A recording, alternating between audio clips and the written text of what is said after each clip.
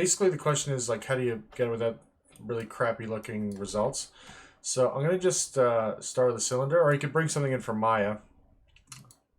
Turn on perspective, make polymesh 3D, and we can divide this thing right away if you want. It will round out the edges, so you can do one of a couple things. You can just polygroup the ends if you want. Actually, I'll turn perspective back off so I can, oops, let's switch to select rectangle. Yeah. Sorry, there's probably a delay too. So yeah, I'm just turn off the music here. Okay, so I'm going to yeah, I'm gonna, I guess, isolate this.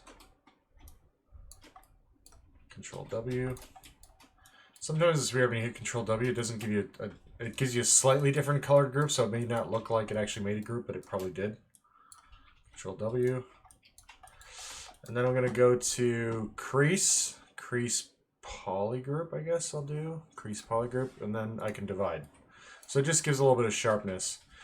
Yeah, so that's kind of a way around like getting weird smoothing at the ends here.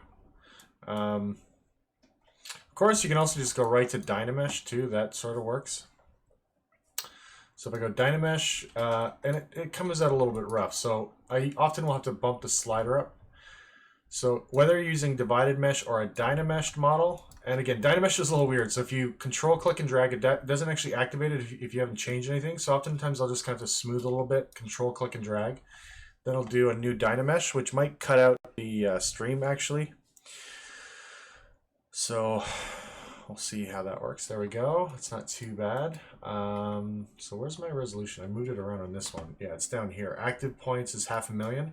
Like 500,000 is still actually probably not enough resolution in the mesh to pick up like an end grain here.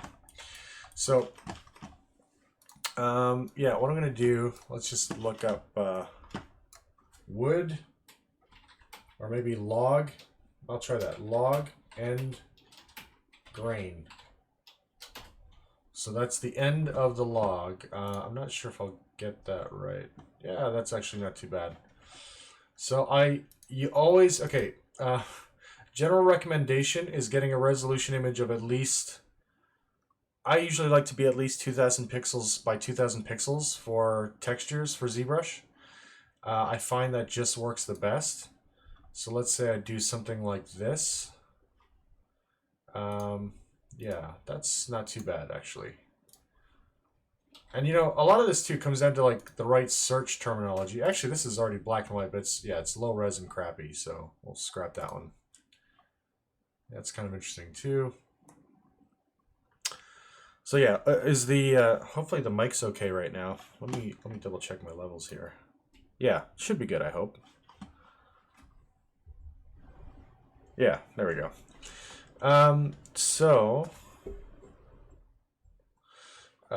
Yeah, let me go to Photoshop. Yeah, I might just keep scouting around for a couple of other, yeah, it's crappy images. And sometimes too, you know, simpler search terms give you, like this is end grain, but I could just say log end maybe and see what results I get. But one of the first images I picked out is actually pretty decent.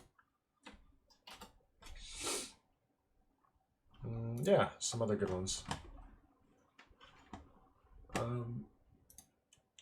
Let's see, new, create new from clipboard.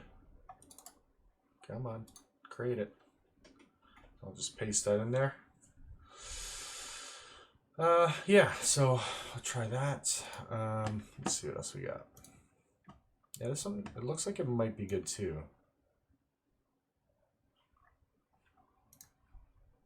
Yeah, it's not too shabby actually. It's pretty cool. Nice. So, yeah, I always like to kind of check out the resolution up close. You don't want anything, basically images that have a lot of color noise. Like this has a little bit of noise, but it's probably livable, especially if it's a really high res image. So I'll try this one though. I'll see what this one will do for me. Oops. Okay, it's not too bad. So yeah, I guess I'll just start with maybe adjustment layer. Try hue saturation. Take down the saturation. Now you can also go with like image processors. So I think actually, yeah, let me click on the right layer here. We'll delete this for now. So yeah, let's filter. There is an X normal filter here, so you could try. Yeah, I'd probably have to go. Oh, yeah, I don't think I have an option for it, but yeah, height to normals, I don't want that. Height to occlusion, I don't want that. I mean, I don't think I'll get any results out of this. I might actually. We'll see. Try to normalize source maybe and see what happens. Yeah, I mean, it's not really great, but that could potentially work. It could. So yeah, let me undo this. You know, a lot of times I find it's a half decent method to sort of hand adjust it, but there's a lot of really great processing tools out there. Okay, so Zombie says, super quick side question. Only if you're familiar with Android Jones art, he's a painter. Yes, I met him actually. Starts in ZBrush just to get a base, and then he drags the brush, but it moves in waves as he drags it across the screen. Where is that? That is actually something called Alchemy. So Alchemy, totally free. I believe it's called Alchemy, or he might have actually developed or had somebody develop a new software for him, but I know he helped to develop Alchemy drawing software. And again, we have it actually, I think, loaded at Dawson. It's totally free. It's a really great kind of concept art tool, basically. Yeah, it does all this kind of like randomization and cool splatter patterns and stuff, and you can load all sorts of images. I'm not sure that you can actually load mesh into this one. I don't think you can, but yeah. But yeah, no, I met him. He's a pretty cool guy. He's like a art rock star. Yeah, nice dude. No problem. So yeah, I'll just bring down saturation, and I may play with like either levels or curves. You know, usually this histogram, it allows you to kind of pull the whites and the dark points in. So what's happening is you're pulling more of the dark gray into the dark black region. So a lot of times I'll kind of play around with the midpoint often to get maybe a little more punch and contrast. But I kind of want a good amount of grays and a good amount of white and dark. So I'm kind of looking for something in between. Yeah, I'll use this sort of smart select brush if I can. Yeah, this is a really awesome tool. This is a fairly recent addition. I mean, it's probably been in Creative Cloud for a little while, but I used to just always use the magic wand, and now I just use this thing all the time. It's amazing. So yeah, you basically just shift drag across, or you drag once and shift drag, and then if it grabs stuff you don't want it to grab, you hold Alt and drag across the area. It's just so quick at selecting. It's amazing. Super awesome. So again, if you want to preserve the original image, it's kind of nice to be able to build up alphas in this way, especially if you ever want to go back and use this as a texture. So I'll go create a new layer, and I'll basically fill this thing with white. So let me just hit Control Backspace and then deselect. So that's basically your alpha in a nutshell. Yeah, it's really great. That's so handy. Yeah, I love the Smart Select brush, actually. I think it's just W. That's the new default. So it defaults to Quick Selection tool. It's super awesome for photo editing. Selecting in Photoshop is probably one of the biggest keys to photo editing, texture editing, and any kind of photo manipulation. Even if you're doing like matte painting and photo bash, you know, that kind of stuff for concept art, it's really fast and powerful. The other thing I might do is maybe just grab these two layers, and I want to just sort of center this a little bit better. So I might do that as well.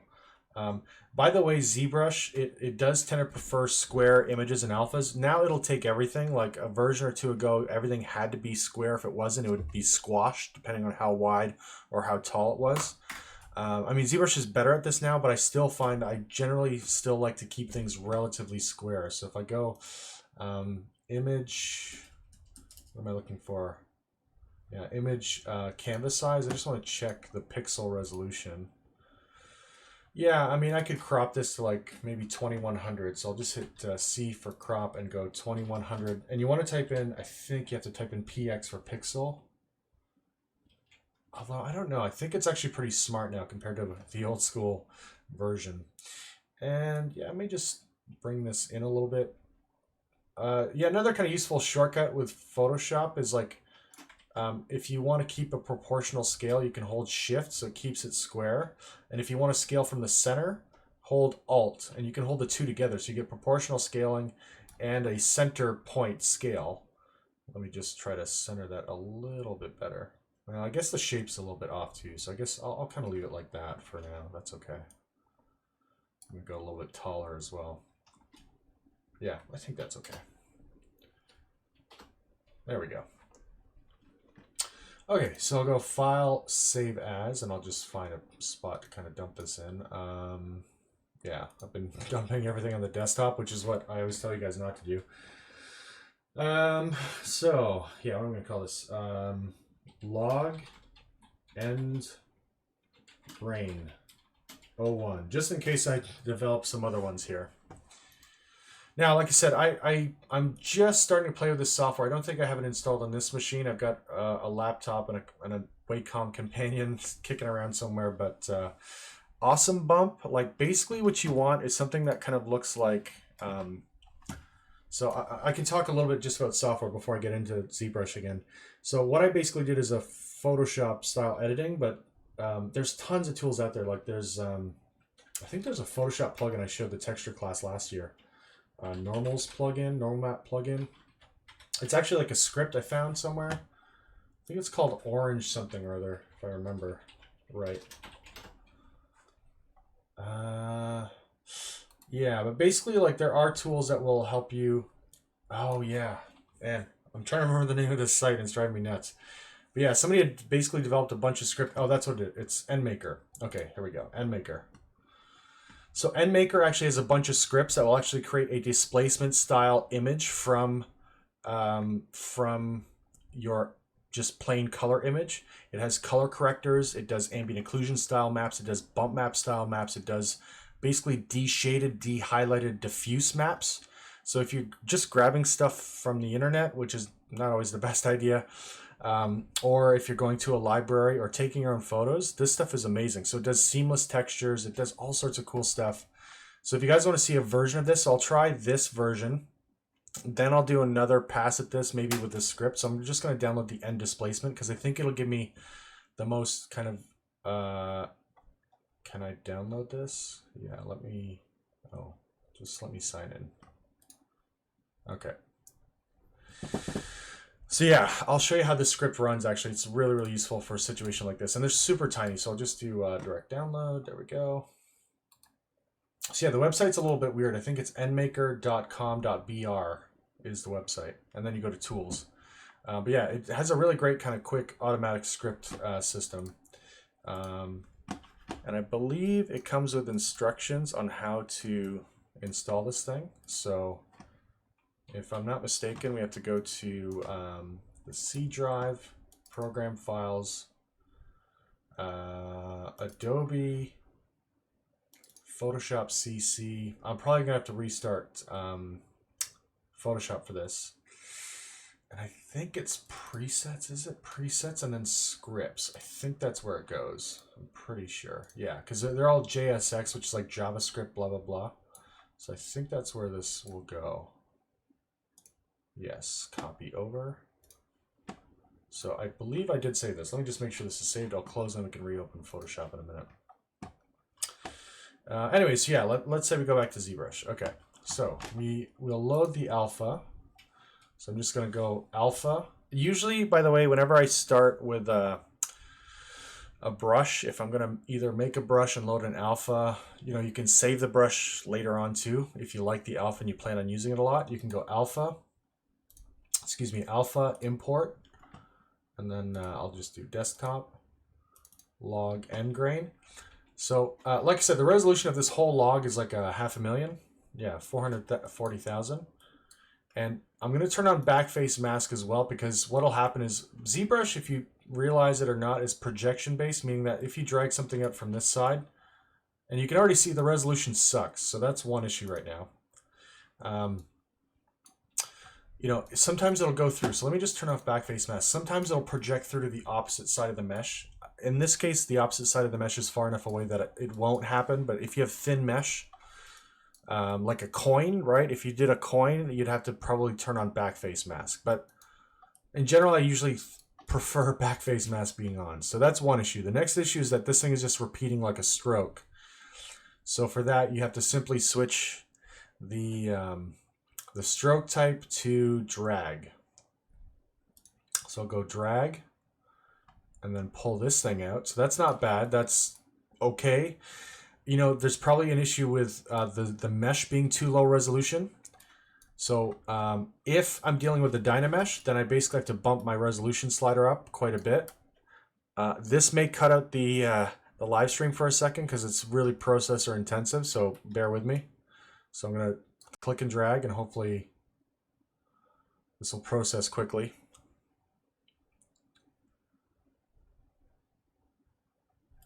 Oh yeah, again, it didn't do anything because I didn't touch the surface really. So I'm going to just smooth a part of it and then click and drag to activate a real Dynamesh. Again, really goofy quirk with this version.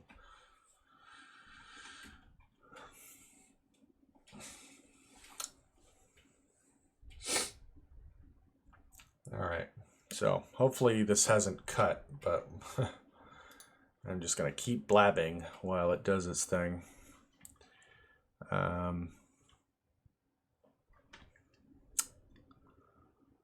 So, how's everybody doing tonight?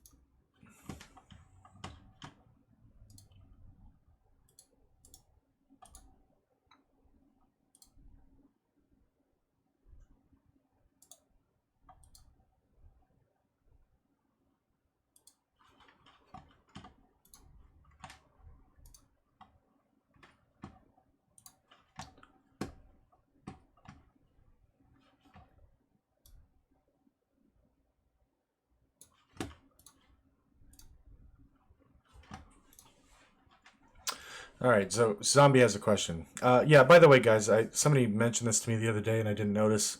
Yeah, there's a delay, I think. So,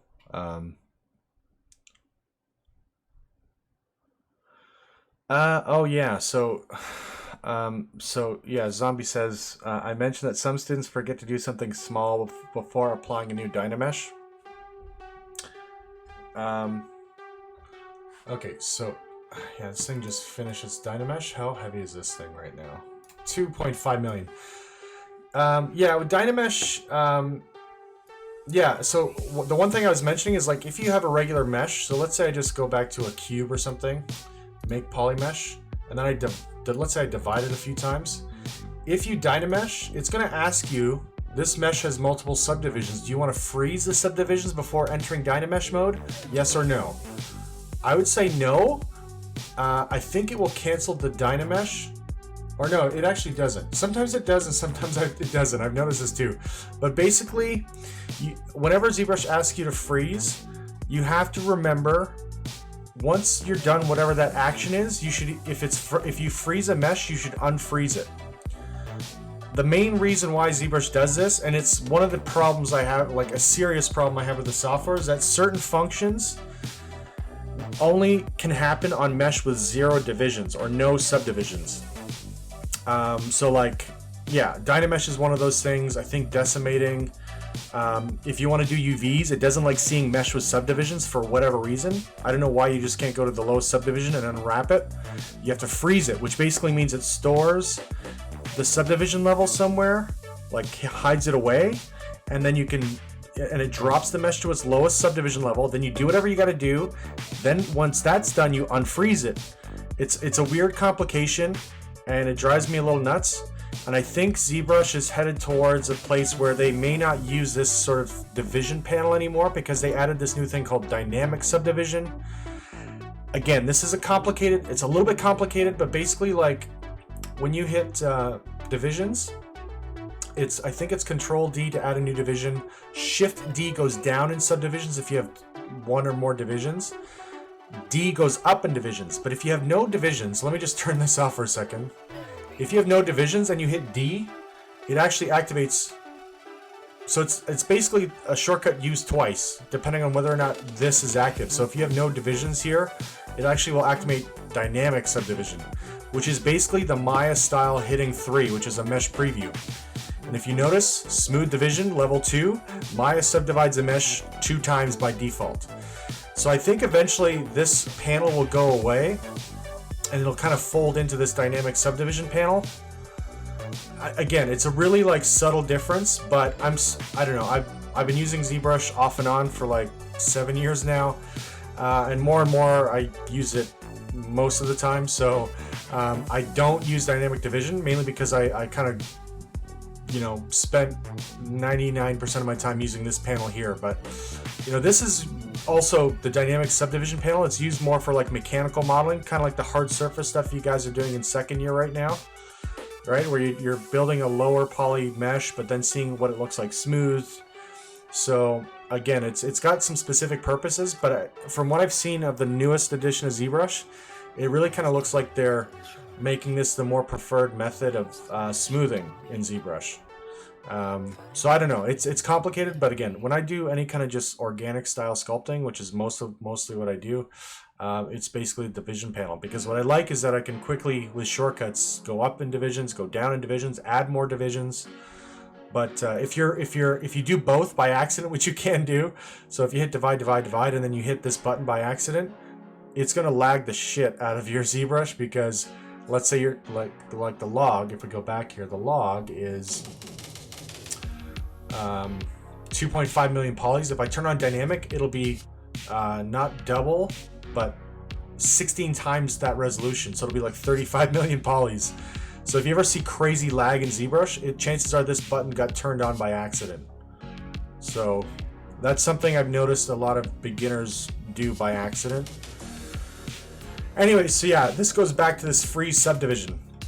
With dynamic, you don't have this issue because it's basically like a preview smooth mode, like the Maya hitting 3 on the keyboard, so you never have to freeze. So that's kind of the huge advantage actually of not using this. Anyways, it's weird. It's a little like subtle difference, but it makes a huge impact in the end result. The other thing with dynamic actually is that actually when you sculpt on it, you're actually technically sculpting on the low res, so you don't get the ultra fine details that you get from just regular divided mesh in this top area. Again, it's probably the main reason why I skip it altogether, but if I did more mechanical modeling in ZBrush, then I'd probably use it for that purpose, right? The dynamic subdivision would be useful for hard surface, mechanical, inorganic modeling. Alright, back to this thing finally. It's a bit of a tangent, but I hope that makes things fairly clear for you guys. So yeah, 2.4 million polys. So again, the way I look at this is if you're sculpting with an alpha and it looks like crap, it's one of two things. Not enough actually maybe one of three things. Not enough mesh resolution. So you have to think of it this way. If you're bringing in photos, the photos have a high resolution or need to have a high resolution. If they don't, it looks like crap. If the mesh doesn't have a high enough mesh or vertex resolution, it's also going to look like crap. And if they both are low res, it'll look like super crap. So those are the two big factors. The third factor might be, like I said, if you have an image that's really noisy, has a lot of like dots and grains and color noise from a crappy camera or processing, that noise gets translated into the sculpt as well. So I think I'm at a decent enough resolution, and if I click and drag out, right, it actually doesn't look terrible. So the other issue, or I would say the secondary issue right now, is that there may be too much fine grain detail.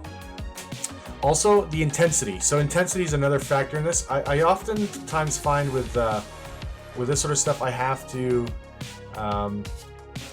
basically adjust the intensity down a bit. So this is a very subtle effect, and I wouldn't need a ton of information there. Now, one thing I should have done, I realized this is just like a plain cylinder. So what I should have done when it was really, really low res is just like warp the shape. It's still not too late for that. So if I go, let's say to surface, the surface panel, noise, I'm going to take the scale of this noise way, way high. So it's going to make a really like rough shape, and I may increase the strength a lot. I'm going to have to probably do a little trial and error, and I'll say, right now this is actually almost like a texture-based preview, so this is not what the mesh will look like when I apply to mesh. But when I apply to mesh, well, now it turns out like that, right? Not good, not good. It's kind of cool though, it almost looks like an organic landscape. So you could, you know, I mean for some sort of terrain and stuff, this is kind of cool, but not the effect I'm after. So I think I might even try, yeah, let's just dial the strength down a little bit. Again, let me try apply to mesh. So yeah, this gives me kind of that rough log look, right? Like I said, what I should have done, let me go back in resolution for a sec where it's really, really low. Like 16,000 is probably good. Noise, huge scale, and maybe a bit more strength, like I said. And see what this does. Again, too much, too much. Yeah, so this is when actually, you know, low res, having a low res mesh, it gives you such a huge degree of control. So let's say I take this, I'm going to Dynamesh way, way down actually to start. Like this. So it's pretty simple, right? Pretty primitive. So let's go noise, apply to mesh. Again, a little crazy there. So let's dial the scale or strength back a bit. Say okay, apply to mesh. There, right? So now this kind of feels, you know, a little bit more organic. Now, yeah. In this case, actually, you know, the mesh is almost like kind of organized in a way too. You know, since it has almost like regular polys everywhere, I could try potentially Z-remeshing. So this is where I might say, oh, you know what, this kind of looks like a good evenly distributed mesh for detail. Turn off Dynamesh. I'm going to isolate these faces here. Hit Control W for a new polygroup. Do the same thing on the other end. Control W. And then I'll isolate or hide the two end caps. Control W for a new group. So now I've got 3 groups. I may just go Geometry, Z-remesh. So the reason I'm doing this is that there's a few tries, nothing major, but I think I just want to try to get a cleaner mesh out of this. So I'll turn off Adapt, keep groups, I'll turn on, keep the same poly count, which is 300 right now, 304, Z-remesh, and it should follow the border caps like that, so that's not too shabby. All right, now let's see about dividing this thing a bunch, right? Okay, so we'll divide this until I get to, again, probably at least 2 million. In this case, I'm going to get up to 4.6, which is pretty decent. So the reason I went with polygroups here is that if I grab move, scale, or rotate, I can control tap very quickly on the end. And now when I go back to my standard brush, it's isolated, it's quick and easy to mask. Now let's change the, hate the red wax actually. Yeah, so that's not terrible. Again, you know what? The intensity I think is still too high, so I might just dial that down a little bit and try again. And also, I may invert the alpha. Let's go inverse. There we go. I think I'll get a better result this way. Yeah, that actually looks way better. So sometimes less is more, right? Going with a subtler, lower intensity, which I often find very, very useful, right?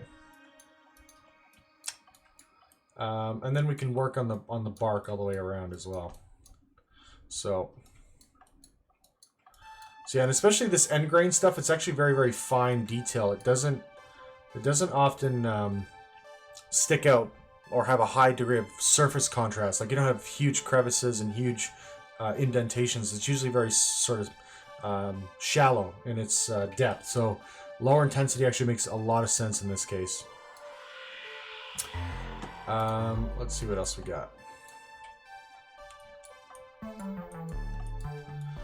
Okay, so like I said, sometimes you can just Dynamesh your way up to a higher resolution mesh. Sometimes you want to make it more organized. So in that case, you can either Z-remesh or just, if the mesh looks decent enough, you can just straight divide it, which is kind of the path I took. I just Z-remeshed it, kept the polygroups, which keeps some order to the mesh, and then divided the crap out of it. So let me try something else. I wanted to see, so I want to make an alternative version, right, of this, of that alpha. So let me relaunch Photoshop.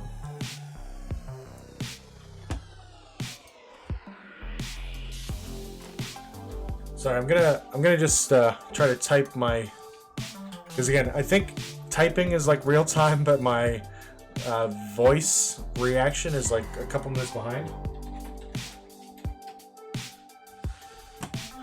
All right, so let's open this guy up. Okay, what's happening here?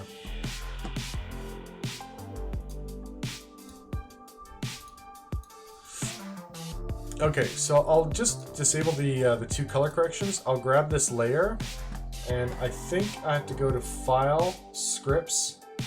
There we go, and Displacement. So remember, I just dragged the scripts into my Photoshop. So that's how all those plugins, essentially quote-unquote plugins from NMaker load. It's just under Program Files, Adobe, Adobe Photoshop CC 2017, Presets and Scripts, and then you just drop in those, whether it's the displacement map, the normal map plugin. It's awesome because it does a really great job comparable to a lot of commercial software that could cost you 50, 100, 200 bucks. So let me try this. Hopefully it won't bug out with all the layers I've got. So it actually runs through a series of processing steps. It actually almost, I think it opens it like a separate file, and then it'll bring it back into your regular document.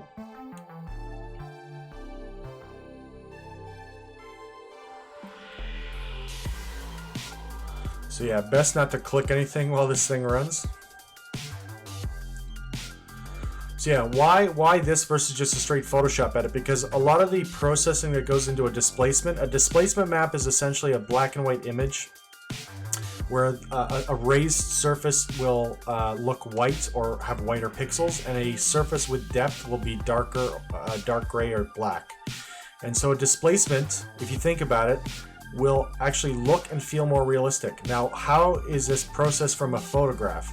Essentially, in this case, there's a bunch of filters and quick adjustments that are being done that are taking the lighting information, which is the same way you can process a single photograph into a normal map. It takes lighting information to sort of detect a shape and a surface, and then it converts that information into actual depth, whether it's via normal maps or ambient maps or displacement.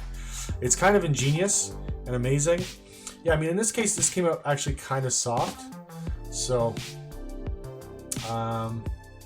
you know, I'm not totally thrilled with the results. So, I could try one of the other scripts. But anyways, I just wanted to kind of show you guys this. Like, maybe the bump map might give me a better results, or ambient occlusion.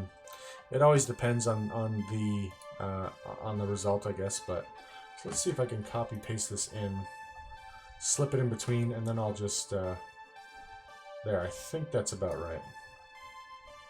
Yeah, that looks good. So let me just hit Control S. That'll actually save and update the PSD. And like I said, that's one of the beautiful things about ZBrush actually, is it accepts PSDs. And yeah, so if I now load, it doesn't have like a live link. So once you import an alpha, you have to kind of re-import it again to get the new version of it. And again, I think I'll go alpha inverse. So let me draw this out. And actually, you know what? I do think, I don't know, hard to tell. Can't quite tell if the results are any better. Let me just take a look at this and see. Is it the same? Oh, sorry, I'm using the same alpha, so let me undo. Yeah. So yeah, this is actually a lot more subtle. So this might actually require that I bump up the intensity a bit more too to see the result. Oh yeah, actually, man, I really love that. It's really good. Yeah, that's nice. So, you know what? And it's funny too, because the I can't quite see the subtlety and the detail here, but I think this is a 16-bit depth image, so it may not look like it has a lot of detail, but it's got quite a bit, I think, in the processing of that image. Yeah, that looks pretty awesome. So yeah, I think that's not a bad step, is if you want to, I mean, you can make your own or just like grab images. I mean, that's kind of the other beautiful thing about ZBrush. You can literally just grab an image and import a bark photo. So let me go look for one of those. That's really cool.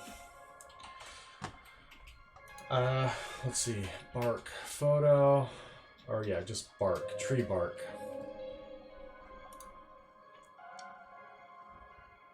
So again, you know, one of the difficult things with this, it's about getting, and this is true of any kind of texturing work that you do, if you do any at all,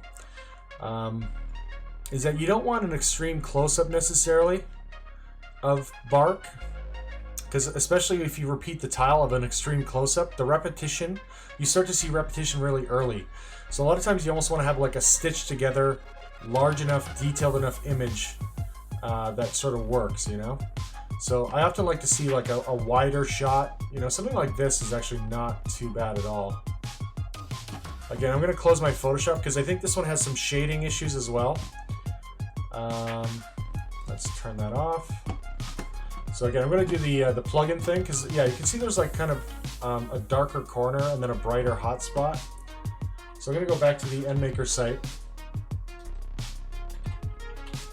Yeah, this is bonus material that maybe I haven't shown in class, but I'll have to show you guys, for those who aren't catching this, I'll have to show them next week. So I'll grab the bump maker, and then I'll grab the EndMaker. Yeah, and I don't remember if EnDiffuse, I think EnDiffuse Pro is better than EnDiffuse. I'm not sure what's Pro about it. I guess it's just a newer version of it, but it gives you a little bit more punchier, better results, I find. So I'll just go with that one. So let's open those up.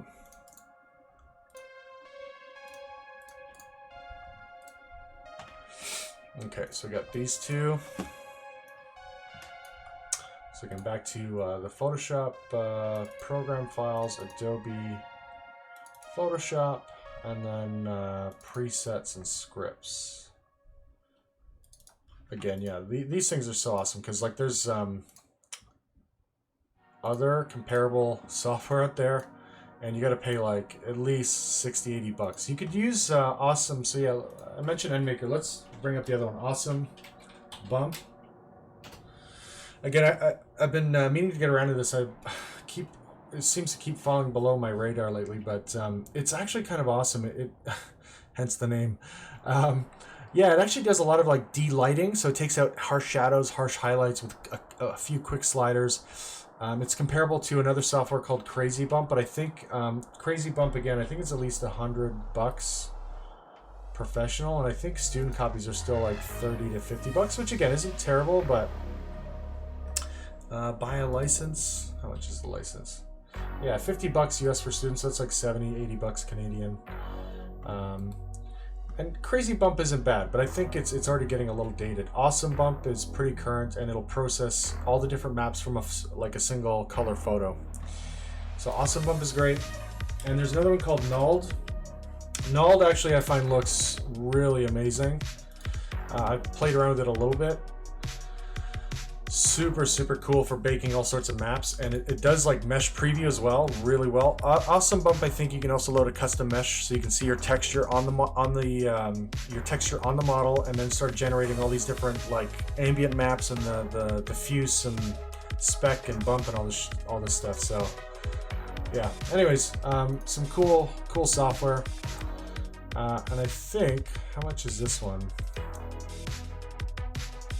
Yeah, so Freelancer, $100. So this one's a little pricier, but it's better than Crazy Bump in my opinion. Anyways, yeah, Awesome Bump, super cool. But yeah, I just got to use it more. I was fumbling around with it the last month or two. All right, I think, did I put those scripts in? Yes. Perfect.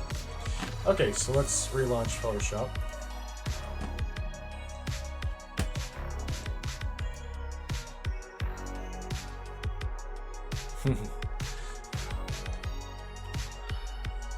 Can everyone hear? I feel like everything's gone silent, but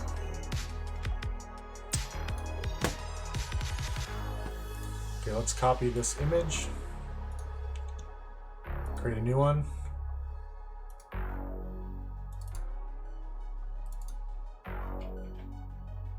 Alright, so let's try this out. Let's go filter, file, scripts, and Diffuse Pro. Let it do its magic.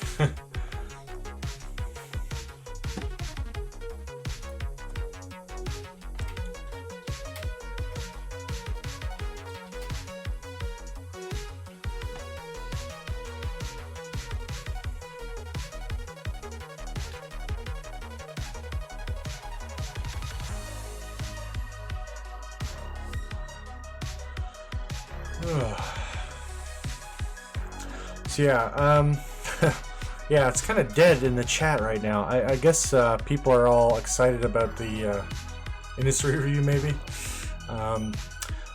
Still watching. Okay, good, good. I hope it's informative. Yeah, I should ask you guys too, like when you jump into chat, maybe just put your names in when you start, because it's kind of, I mean, you don't have to. You can remain semi-anonymous, but it's kind of nice knowing who's who. Yeah, I forget who Zombie is too. I forget from the last week, and Dragon Fruit. I think, is that? Yeah, Dragon Fruit is... Oh, I feel like I know who it is, but I can't remember offhand. By the way, is audio okay? I'm just gonna ask right now. While I'm waiting for this Photoshop script to work its magic. It's always like a difficult thing to balance for me. All right, that's I don't know. I'm not sure about this. But yeah, yeah, it's okay. It's not great.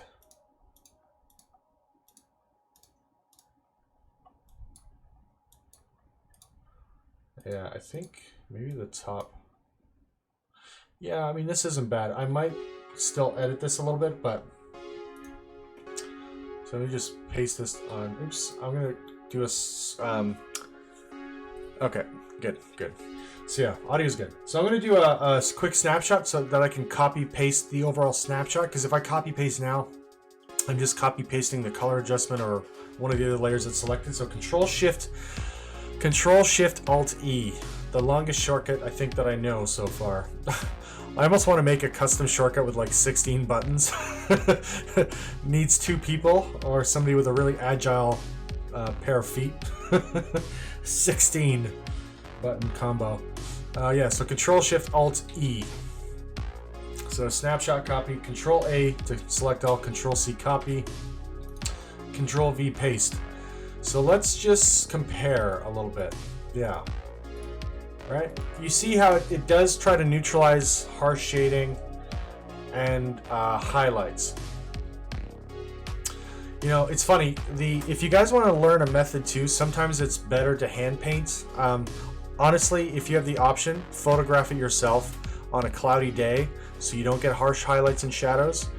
Or if you're working at a company, 99% of the time they'll have a huge texture library.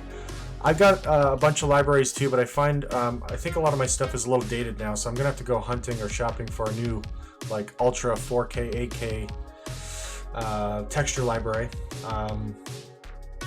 Yeah, I wonder too if I just multiply or go into like different blending modes between the two, like that's actually kind of interesting.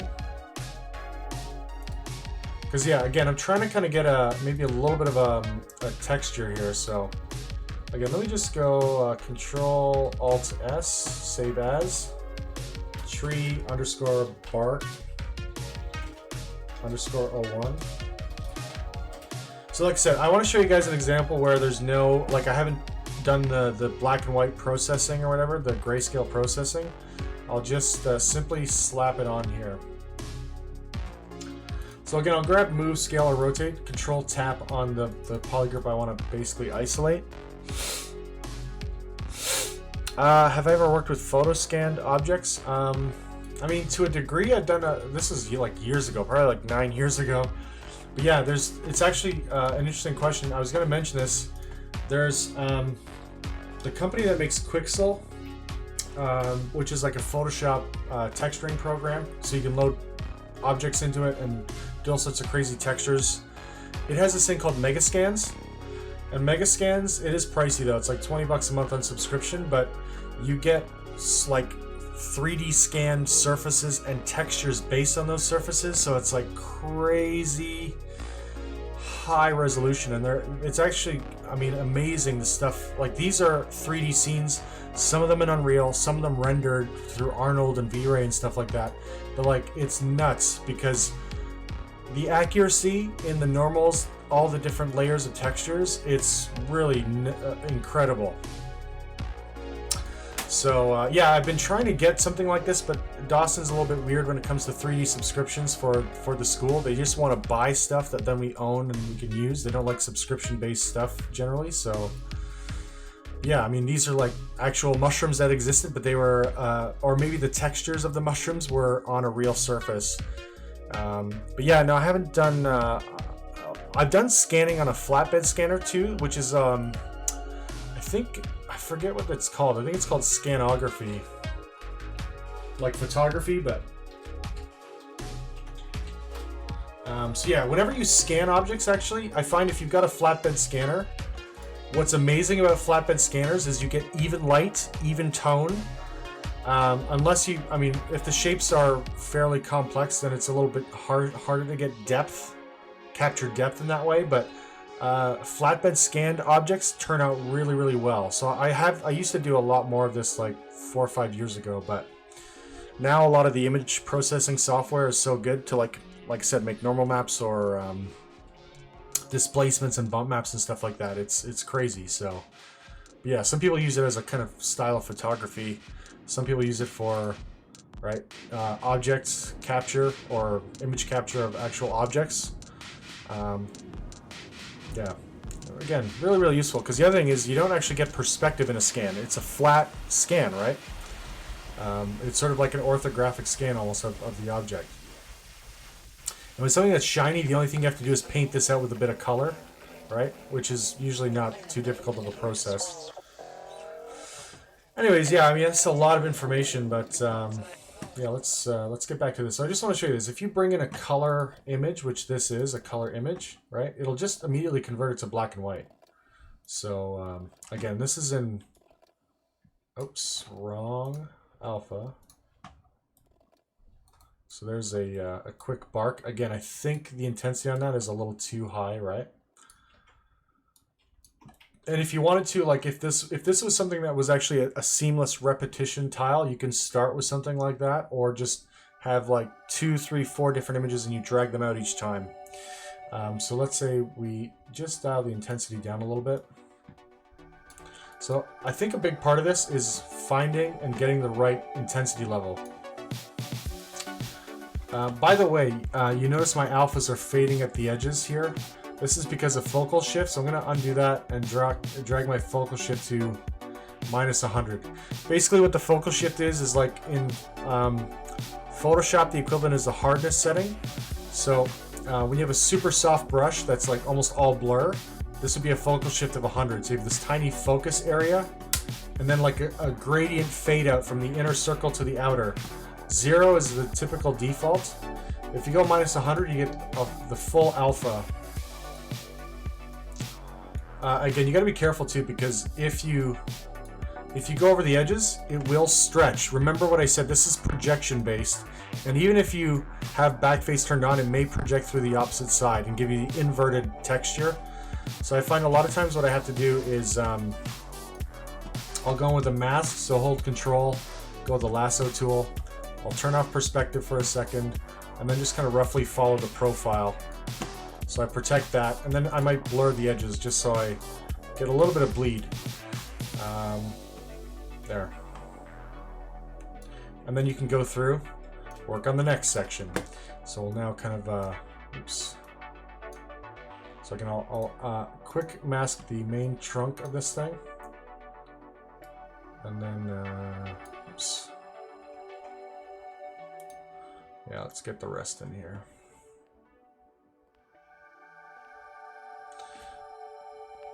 And my terrible masking. Okay, just do this. There we go. Yeah, I'm doing this with a pen right now, or sorry, a mouse. so it's a little bit rough, but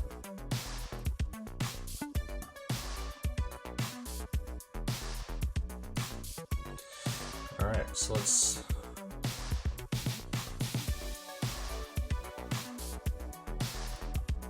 there we go. Just want a bigger area there.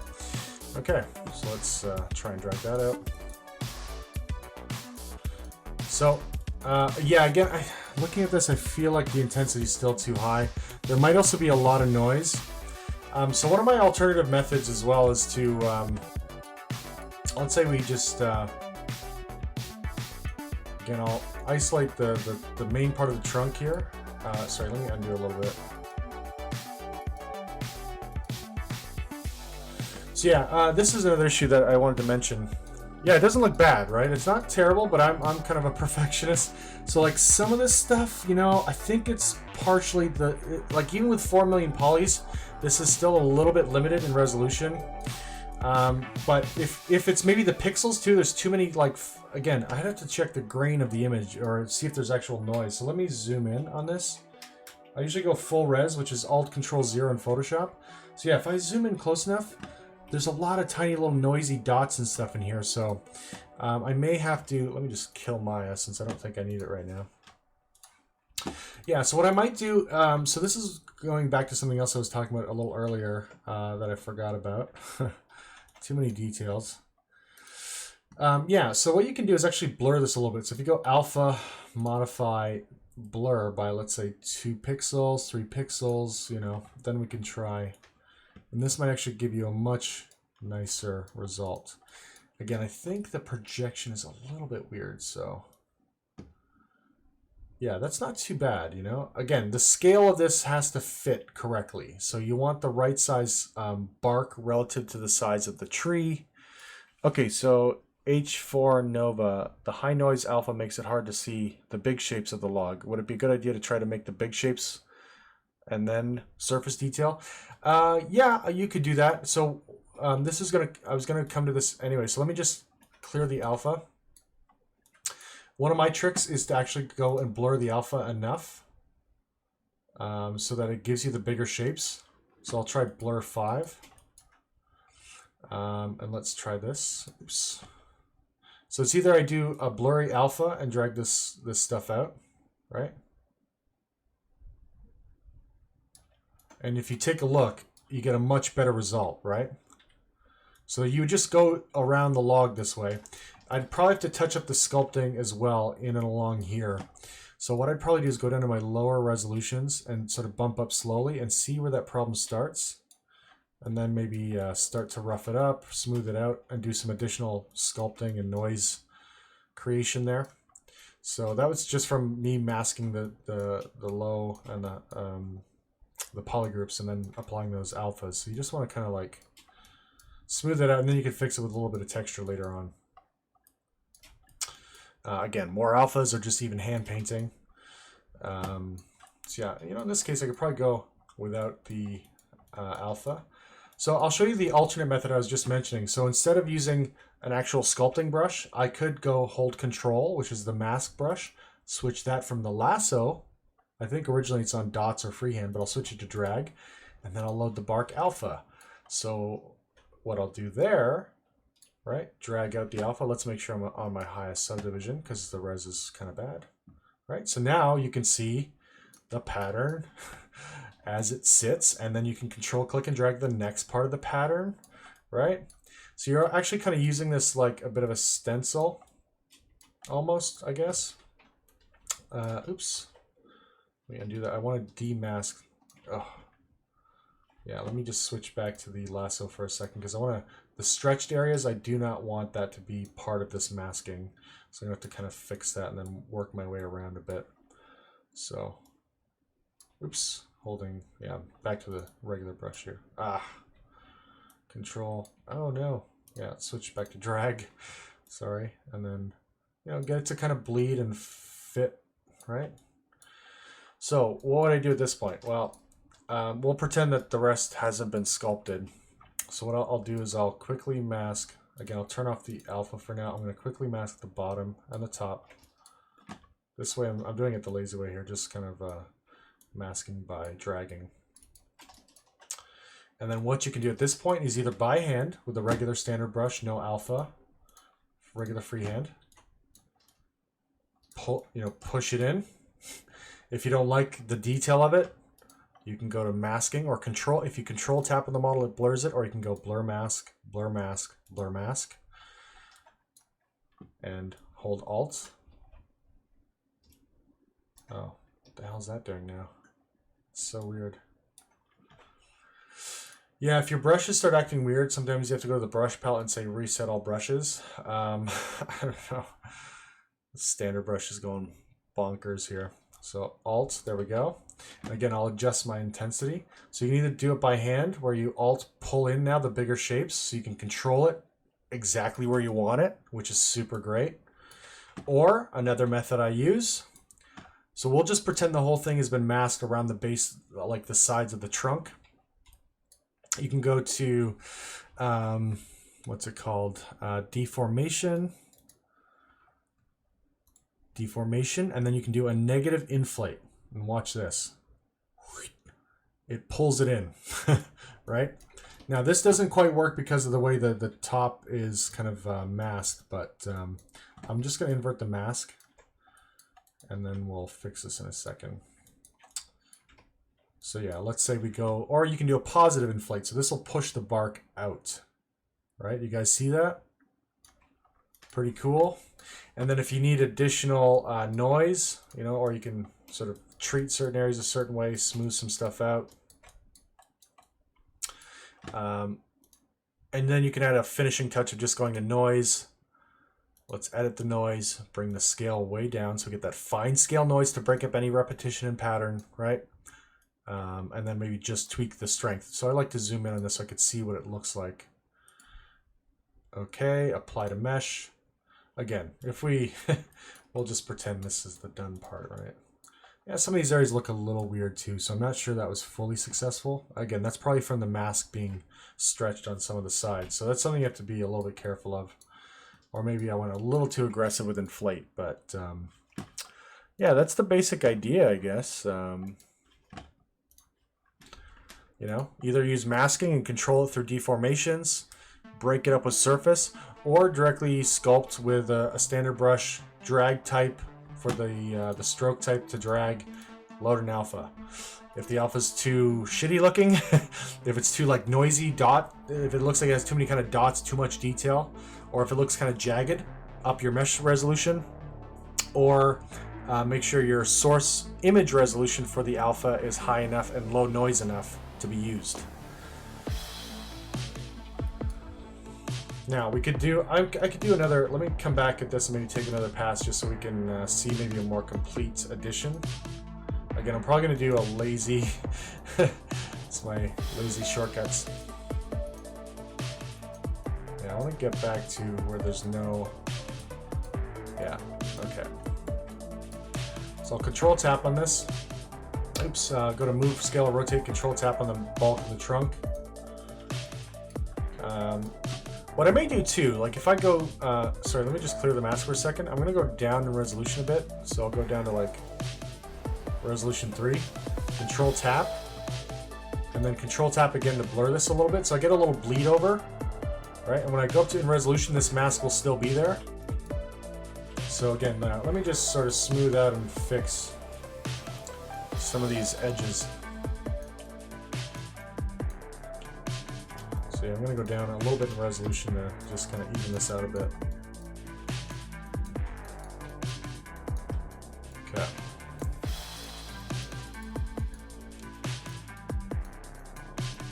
By the way, if you're not happy with the shape, like I find this doesn't, I mean, it's weirdly kind of lumpy. Like this almost looks like a man's leg or something, It's kind of bizarre. So I mean, the beautiful thing about having a mesh with a controlled mesh like this, like it has a real topology. Try and sculpt a rock once I'm done. Yeah, for sure.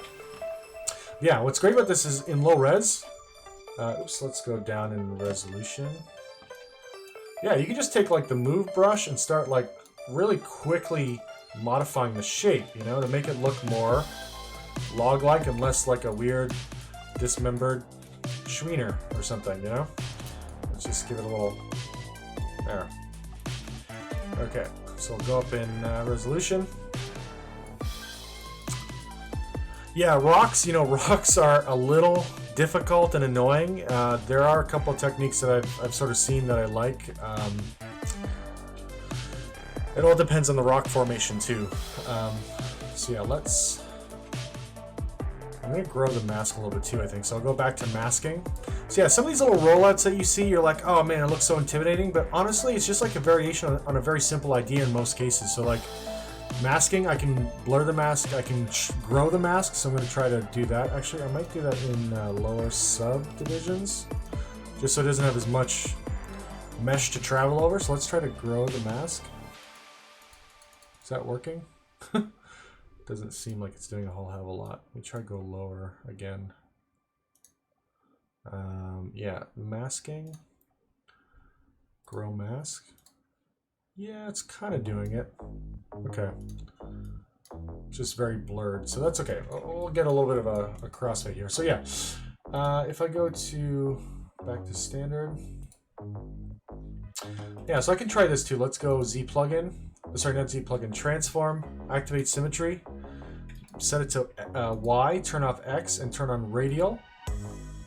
So now it's going to kind of project. Maybe I'll try local symmetry too. So it's kind of hitting it from 8 different angles. Yeah, the one problem I have with this is that now the log shape is like a little asymmetrical, right? So it's going to be a little bit hard to deal with, but anyways, yeah, let's try to just kind of throw in a little texture everywhere.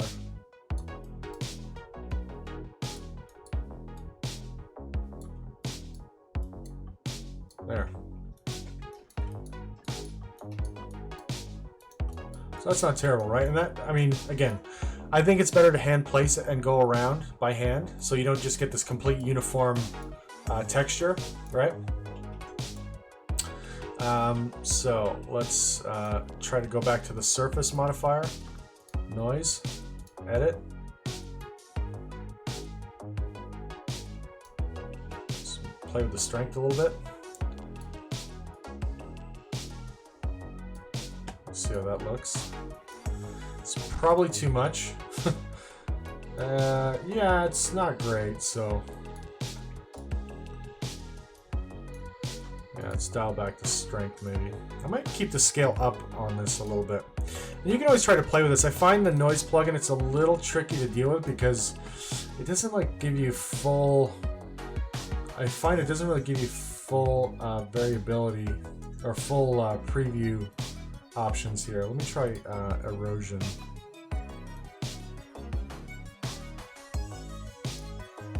Yeah, let's see what that does.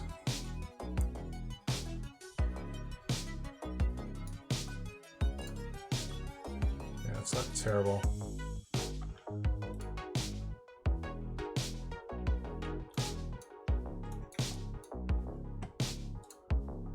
Yeah, it's not bad. It's not bad. Yeah, I probably could have gone a little higher too on the depth and stuff, but yeah, maybe I should have masked the end caps as well, so this doesn't totally break up the end grain.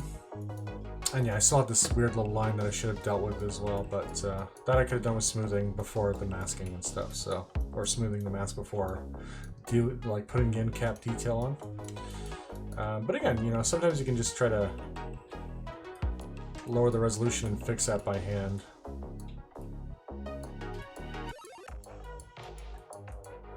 So yeah, you see I'm kind of smoothing this out a little bit, which is making it look a little too smooth there. So we can try this too. I could try a color spray with this alpha and go with a really low intensity to kind of maybe bring back some of this. Maybe I'll turn off color spray and go back to drag.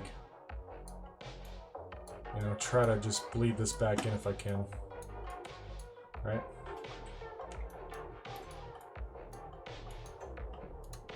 And I often like switching materials too to sort of see what's happening, you know? It's always a good idea to kind of vary and switch up the materials. Okay, so a rock. Yeah, so often you want to go low poly. Low poly. Let's go like 16 by 16. 8. It's a little too low. Maybe not actually. So again, you can hand warp this if you want. So we can go to the move tool. Oops, I gotta make poly. Excuse me, make poly mesh. Just start kind of warping the shape.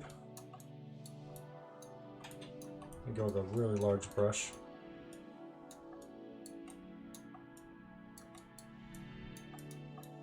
Again, I might just Dynamesh this super low res. Check that out. Looks kind of rocky, right? What you often want is, that's why you kind of have to go low res. Now you could stay in Dynamesh and then just Dynamesh this higher. So if I, let's say I just go with just hit this with a little bit of trim dynamics too. So sometimes you can do this where you just sort of flatten faces this way, right? To get kind of that sort of angular look. And then we Dynamesh. And it'll keep some of the angular aspects of this when it Dynameshes higher, which is really, really useful. So again, I often like to use, like with these more organic surfaces, like tree trunks, maybe a bit of ground cover and stuff, I'll use combinations of like the noise surface tool and texture. So there's, yeah, so let's take a look at this. Yeah, this is kind of cool. I'm not sure I like it though. So let me just undo this a bit. So yeah, maybe I'll step up in resolution just a little bit instead of that huge jump that I made.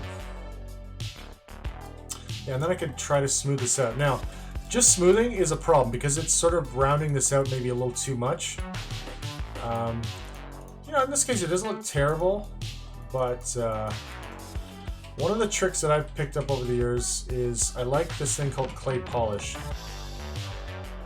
So what it does, let's take a look at this. Again, I might just come in, oops, let's go back. You know, sorry, before I get to that, what you can do if you want angular curves is go clip curve and then come across, right? And then you can start to make really sharp, double click for a sharp angle. And you start to get these nice kind of flat faces almost. Now, eventually in nature, this stuff, if this would be more like a gemstone type of situation, I guess, but yeah. You know, you may want to hit it with a little bit of smoothing to give it the sense of erosion too. So not just having perfectly sharp edges, but yeah, let's do something like that, right? And then hit it with a bit of Dynamesh. Yeah, this other tool I mentioned, so if we go geometry, clay polish, you basically have a sharpen, soften. These are the main two sliders I use. I haven't played too much with the other options, but you do a lot of soften, do clay polish. It sort of like softens everything, but I like a bit of soften and a little bit of sharpen that kind of like crisp things up. And if I really crank the sharpen, you can see what's happening. It gives it a super angular, right? It actually focuses the mesh towards the extruded, or like the edges that point outwards. So it actually is masking things and then shrinking things towards the mask, which are these edges. So you actually have to clear the mask, which is control, click, and drag. And then if I control, click, and drag again, I get a Dynamesh version of this, which evens out the mesh again. So that's clay polish. Really kind of interesting little tool. Now, let's say we go resolution slider up. So instead of me, I'm not going to bore you guys to death with more... Actually, I need the polycam to go higher, so let me just hit this with a little bit of smooth, and then I can, yeah, apply that high resolution Dynamesh. So yeah, again, I want to probably get this to 1,000,000 polys. Like if this were a boulder, again, you got to think about scale too. So resolution, when the resolution is really, really high, then that's an object that you're going to see on a large scale, or an object you're going to see in close-up. If it's, you know, if it's going to be like a tiny pebble, you don't need 1,000,000, 5,000,000, 10,000,000 polys for that tiny little pebble. You know, just a quick noise on it or something would work fine. Or yeah, quick surface noise. But yeah, the other thing, I'm going to get back to this with the log actually. So let's say you've got a really heavy scene. What you might have to do is actually do a Z-ray mesh to this stuff. So the ZRemesh will just strip out as many polys as possible while trying to maintain as much detail as possible.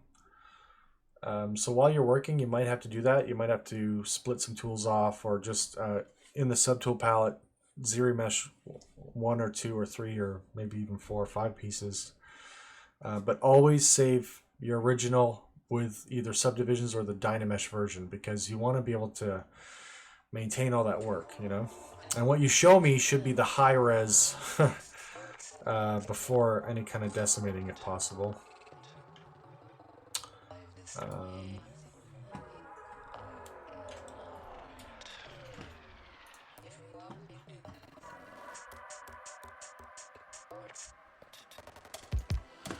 Alright, so I'm letting ZBrush do its thing here.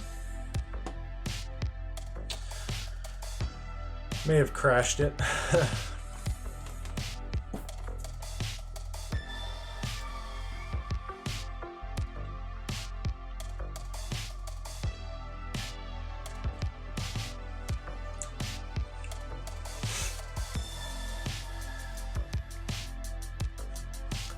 Oh, no.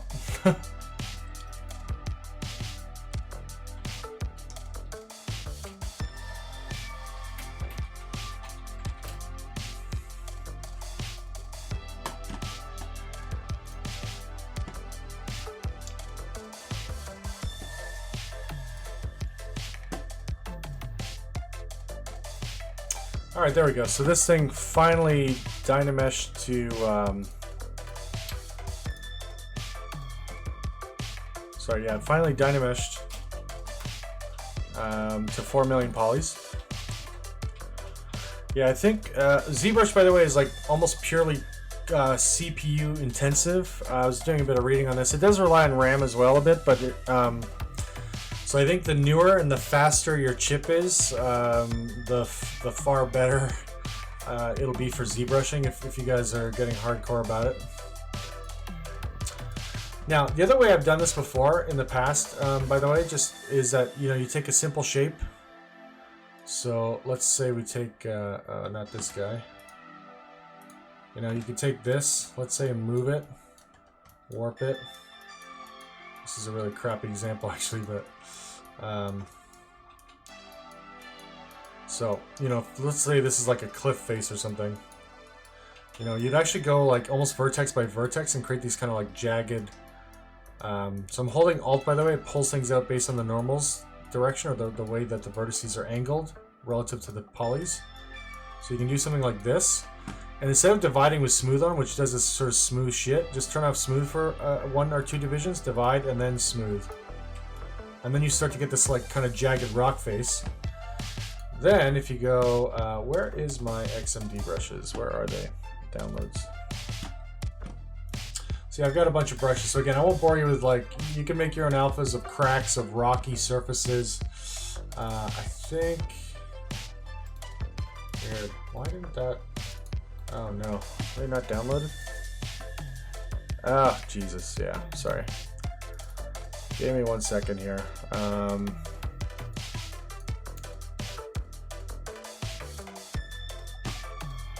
Yeah, I got a ton of stuff to unzip, so give me 1 minute.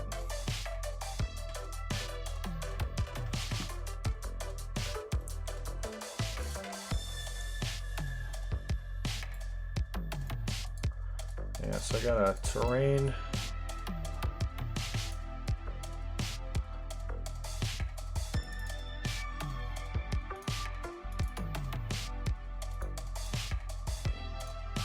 Okay. Yeah, so I'm gonna get my kind of terrain and crack brushes and stuff out. Just gotta unzip all this crap. Okay, there we go. That's brick. There we go. So these are, yeah, it looks like there's some rocky surfaces. So I'm not sure. Let me divide this one a little higher. I mean, yeah, that doesn't quite work for, you know, you need the right alpha, by the way. That's kind of the other thing. You gotta get the right alpha for the right situation, or the right brush for the right situation. So let's see, rocks. I think that's, yeah, that's that one. Stone.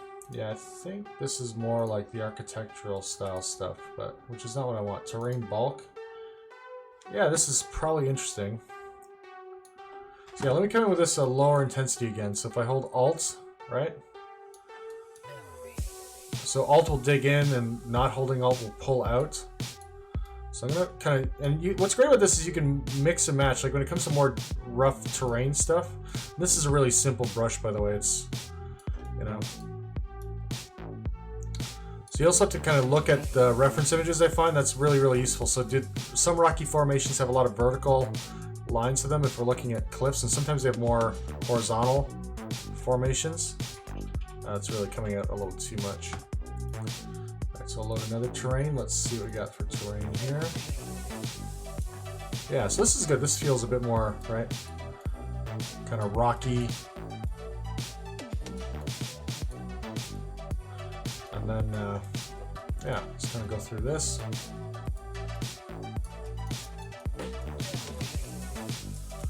Right, so you start to get there, as you guys can see, fairly quickly. And then again, if we you get enough kind of passes with your different brushes, different alphas. This is one of the reasons I love these kind of brush packs, right? Is it's so much. Yeah, let's again dial the intensity down. So we kind of get in there and get some like surface crack sort of feeling. This sort of almost like layered, chipped effect. So I'm holding Alt down and sometimes not holding Alt, not holding Alt, and just to kind of vary this stuff up. And then, yeah, let's try hit it again. To break up any kind of repetition, surface noise is often pretty awesome.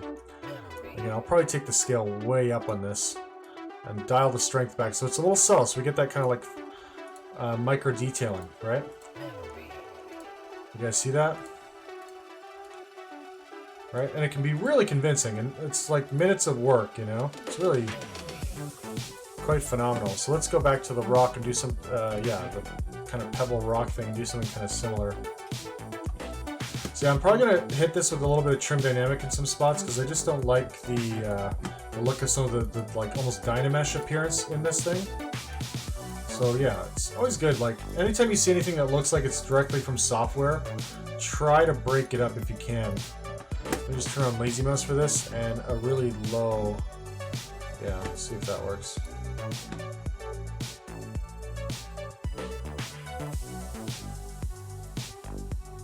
Really low lazy step. There we go.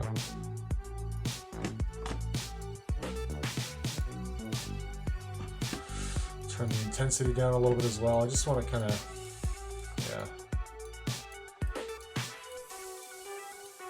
Rough up some of this stuff a bit.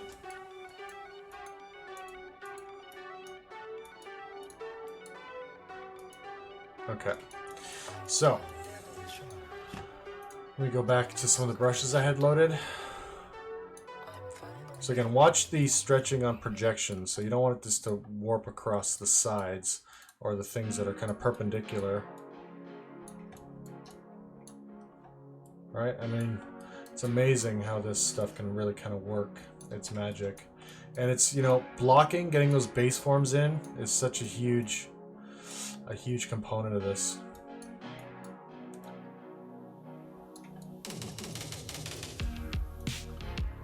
So yeah, I'm holding Alt a lot too. Again, you know, and it's not always a great idea to just use the same exact brush over and over and over again. So it's always a good idea to kind of vary things up a little bit. So I'm going to do that in a couple spots here just to kind of break up the monotony. And sometimes Alt, sometimes not Alt. I think there's some other crack brushes too, so I'm going to work in some cracks in a little bit. Let's see, terrain. Yeah, this is kind of interesting.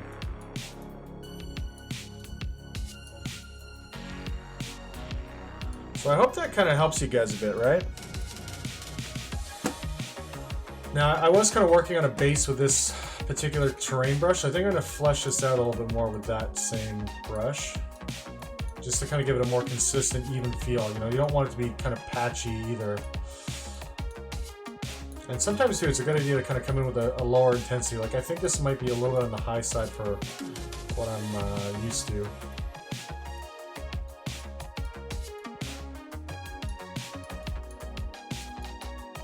So yeah, somewhere I've got some like crack brushes and stuff. Where do we go? Cracks. Oh, I think these are just PSDs. So let me go to standard, which is already in drag, and let's go. So yeah, some of these you can just load as straight PSDs if you want. Let's go cracks. So let's say there's kind of like a natural indentation here. Oh, low intensity. Let's crank it up a little bit so we can see what's going on. And in this case, I have to hold Alt. Oh, there we go. Not quite the right placement, so let's try this again. And it's still a little bit off for me, so let's really get it where it sort of rests in this indentation that's there, right? And again, I would, with something as defined as cracks, you know, sometimes you can use a smaller version of it right next to the original, but yeah, again, you want to kind of make sure it doesn't look like an exact clone. So I'm gonna undo that and load a bunch of the other ones here. Yeah, this one is very different, so let's take this one here. Yeah, I don't like this at this intensity, so I might undo that and drop the intensity a little bit. Yeah, it's kind of interesting.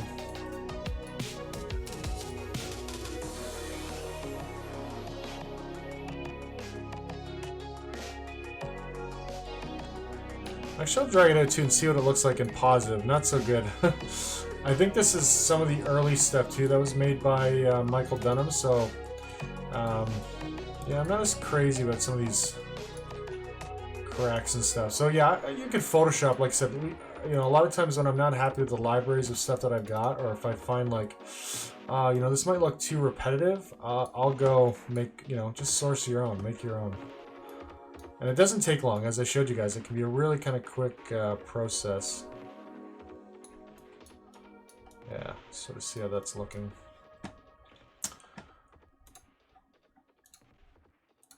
Let's try some other ones here. One more. Let's do one more crack. There. Again, let's check it out. Different materials, sort of get a look, feel for it.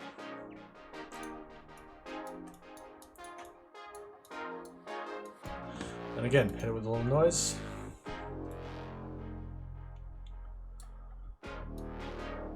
And again, I like to go large scale, small scale to sort of see, right? And again, always good.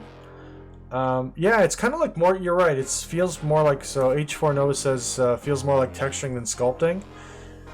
What's kind of amazing too, I haven't shown you guys this yet, but if you paint, I can show you guys a quick example where you can actually texture first and then use the texture map to generate a mask that you can then paint through. It's nuts. ZBrush is fucking crazy. So yeah, let's go large scale noise first, and then I might hit it with a second pass. So again, I just want to like break up some of this like super apparent alpha stuff. Yeah, that looks right. Look at that. Before and after looks awesome. All of a sudden it feels like organic, right? Not crazy about some of the, like this thing has, you can almost see like jagged brush strokes in here. That's from the alpha itself, I'm pretty sure. Because like I said, I think it's one of the earliest noise, but whatever. I'm not going to bother fixing that right now. I just want to move ahead. So let's apply to mesh. Back to noise, edit the noise. I'm going to go micro or smaller scale, fine scale. So I often kind of think in terms of shape, large, medium, small.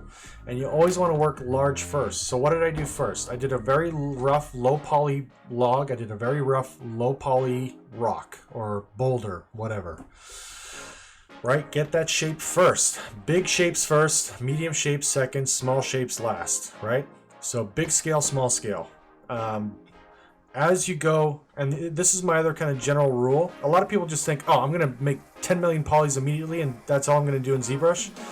Well, you're screwing yourself pretty badly right off the bat.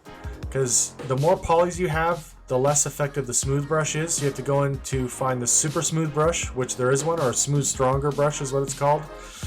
You know, if the shape sucks, everything on top of your lumpy ass shape is going to look terrible too. So it's just like anything when it comes to drawing, animation, key poses, construction drawing or gesture drawing, line of action drawing, right?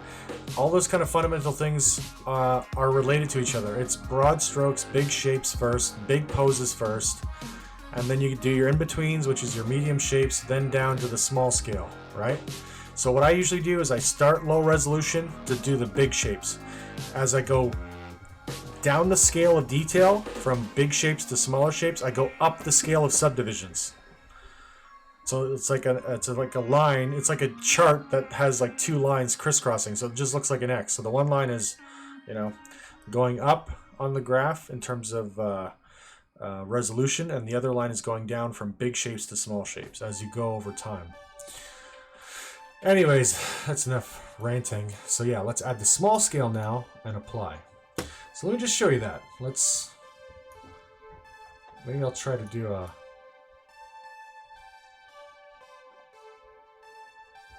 little kind of pseudo time lapse.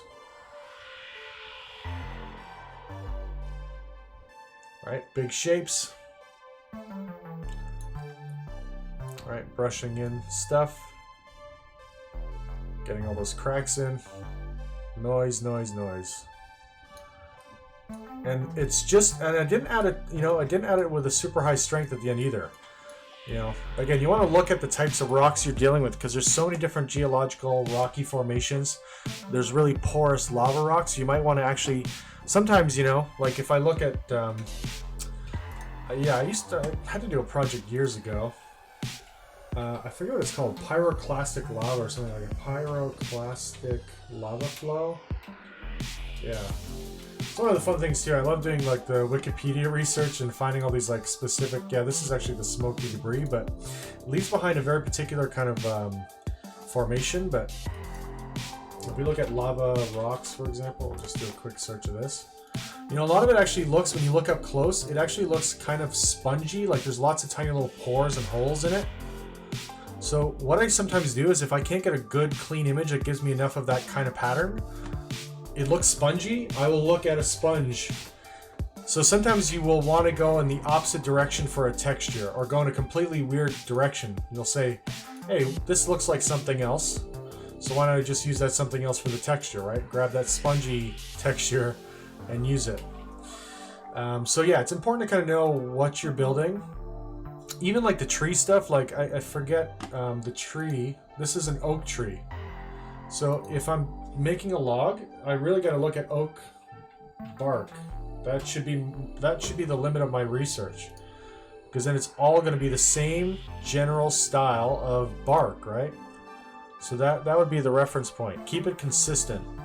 Keep it within the same family of geological objects or plant-based objects, you know? So, because you'll get very consistent results as well within your textures or your alphas. Okay, so yeah, I wanted to tell you guys about this really crazy option. Yeah, I hope that's good. The rock demo, right? Now, what's sort of interesting about this too, interestingly enough, oh, this thing doesn't have subdivisions, right? Okay, so actually, yeah, before I get into this texture versus like sculpting thing that I was going to show you, I should mention a couple of maybe aspects to this. So sometimes, like if you know, you can't have 20 subtools with 4 million polys, it'll just lag down your machine really badly. So sometimes what I'll do, I'll save a version of this. I'm not going to do it now, but I would normally save a version of my file, save as version 1234 of this rock. Then I could go to Z plugin. So I've turned off Dynamesh as well. Dynamesh is off, just so I don't accidentally re-Dynamesh it later. Decimation master, pre-process current. So it's going to analyze the mesh, and then I'm going to strip as many polygons out of this as possible. So sometimes when you're doing environment work, especially if it's going to export to Maya or some game engine or something, you may have to strip it way down, but or just for your projects in general. So we'll let this thing calculate. So I'll either do one of two methods. I'll decimate pieces, save a version before decimation, then decimate, so I can lighten my scene and keep it kind of flowing well in ZBrush. Or you can hide the subtools that are lagging your scene down a bit. The other option, so instead of Dynamesh, what you can do is, this is a process we'll see a ton when we get to character stuff, but character modeling next semester, but what I often do with a model that's just in this like raw Dynamesh phase is that I'll clone it, I'll basically Z-remesh it, and then I will divide the new model and copy the detail from the Dynamesh version to the cleaner mesh version with subdivisions. That's one of the things I love about ZBrush is that, you know, the topology, the edge loops and all that stuff, you almost don't even have to worry about it until the last 5 minutes of the project. And literally you can get pretty good topology in a really short period of time. So right now this pre-process, but nothing happened to the mesh, right? I'm gonna go back to Z plugin and decimate to like, I don't want it to be 1,000,000 polys. I want it to be like 10% of the total poly count. So I'll bring this down to like maybe 5%. So 400,000 polys. So now I have to go decimate current and check that out. Strips out as much detail as possible. It may look, especially when you see it with the shiny material, but if this thing is at a distance, you almost can't tell the difference between the 4 million poly, 4.1 million poly, and the 200,000 poly version. So what it's doing is it's just stripping out all the detail and converting it to triangles. Now, so that's method one. So sometimes I'll do that. Sometimes I'll re-decimate at a higher percentage. The default of 20 is usually a good balance. It keeps enough mesh there that you don't get this weird triangulated look on close inspection, but it drops a lot of polygons out. The other method, like I said, is I go into my subtool palette, I duplicate the heavy mesh. Again, you have to be careful because this may really lag your machine. Again, I'm actually going to decimate this as a kind of middle step. Oops, let me, I think, yeah, I gotta recalculate this again. Pre-process current. So again, I've got the 4 million poly Dynamesh version. I've got a duplicate that I'm basically going to turn into a low poly mesh with subdivisions. And it'll be a little different mesh, but I'm going to capture all the detail with a really awesome tool. This is the lecture. Yeah, I mean, I probably won't. I'm not sure I'm going to give the demo in class, but maybe I could just upload it to the Moodle class because it's super useful, really, really useful.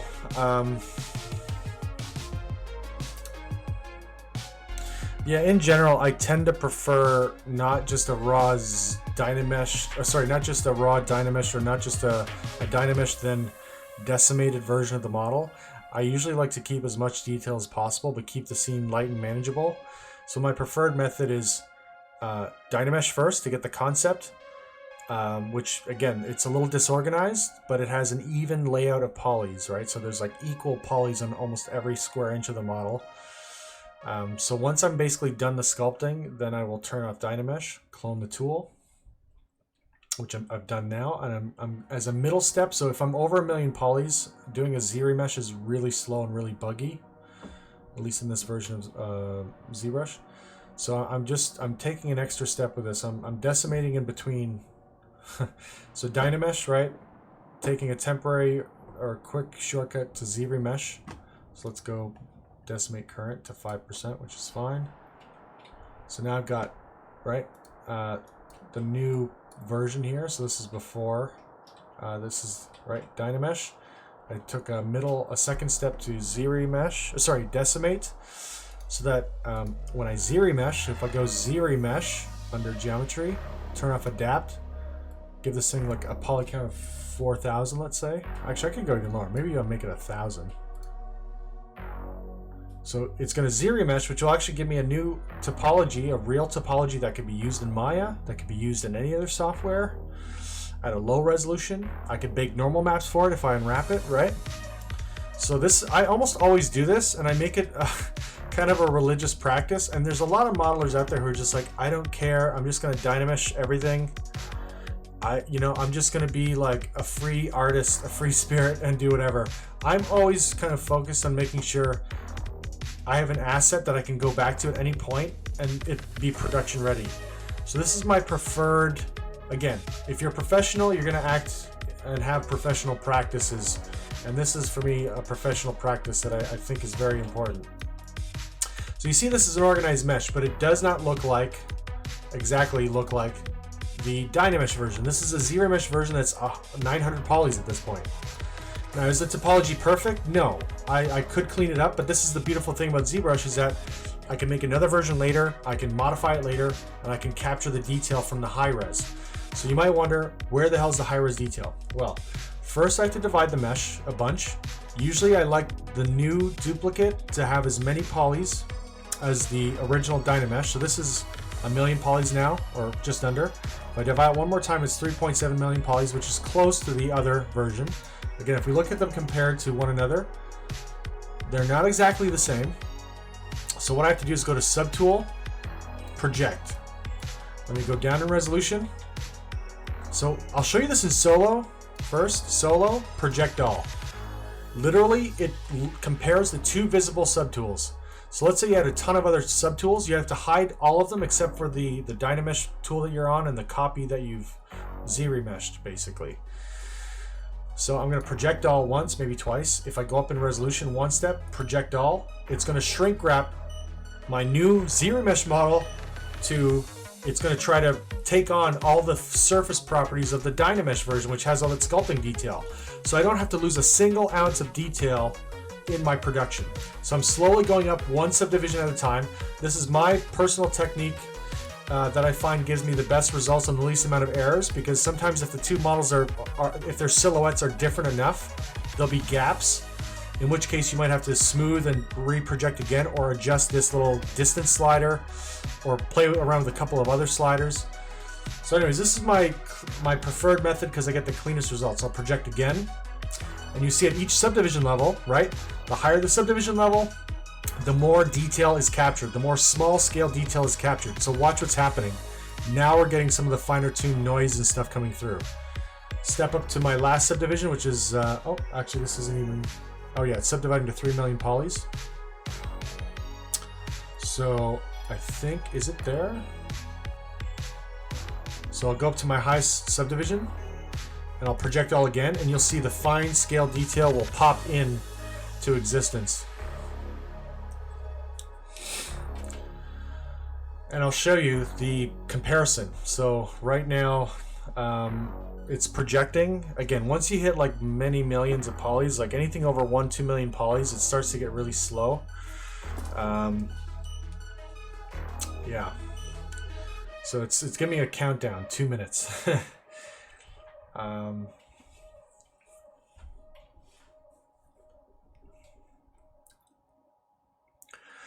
Anyways, yeah, this is, man, what time is it? It's almost 9 o'clock, so I'll pretty much wrap it up here, unless you guys have any other last minute questions or anything. Yeah, like I said, always for me, I think it's my favorite part. One of my favorite parts of working in 3D is the research phase. So if you're building a scene, an environment, find out the location, what country, what area you think it might be in. Find out what kind of trees are there, if you're building any kind of trees or logs, blah, blah, blah. Find out what kind of rocks are there, geological formations, the type of rock, or at least, you can Google Earth it and then sort of see what sort of mountains, cliffs, terrain is there. I was going to show you the texture-based sculpting, actually, which is really kind of amazing and interesting and weird. But yeah, basically you when you have a texture on an object, you can actually convert the darker pixels of the texture into a mask, and then you would do that inflate or hand sculpt, kind of like I did earlier with the log. Oh man, unfortunately this projection thing is taking forever, so probably have to give it a minute or two.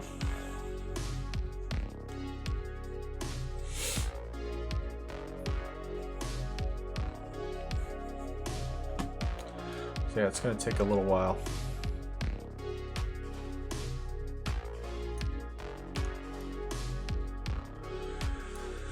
Oh boy, just hope it doesn't crash. Okay, there we go. So watch this. If I switch between this is the Dynamesh version and the ZRemesh version, identical, absolutely identical. The only difference is now if my scene gets heavy, well, guess what? On this one, I could just say, oh, go to your low res. That's going to lighten up the scene. I can now delete the Dynamesh version. Bye-bye. So I still have this as like a blocking type of mesh, right? This is kind of like the idea I brought up in the first few weeks of environment modeling, where you have simple lower poly mesh that you can kind of lay out, right? So let me do something maybe a little fun and extra interesting here as well. So let's say I want to do some UVs. Oops, I don't want to do that. Let's do select rectangle, lasso. Yeah, let's do lasso here. Oops, so I'm just trying to get kind of a side face. Yeah, whatever, good enough. I'll do that. Maybe I'll do like, let's hide that off. Yeah, that's not great. All right, gonna be a little sloppy with this, but that's okay. Control W.